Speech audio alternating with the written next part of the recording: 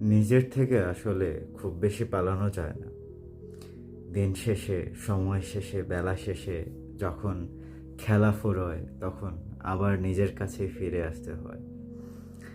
দিন শেষে আমরা নিজেকে ভুলে থাকতে চাই, নিজের ব্যর্থতাগুলোকে আড়াল করতে চাই।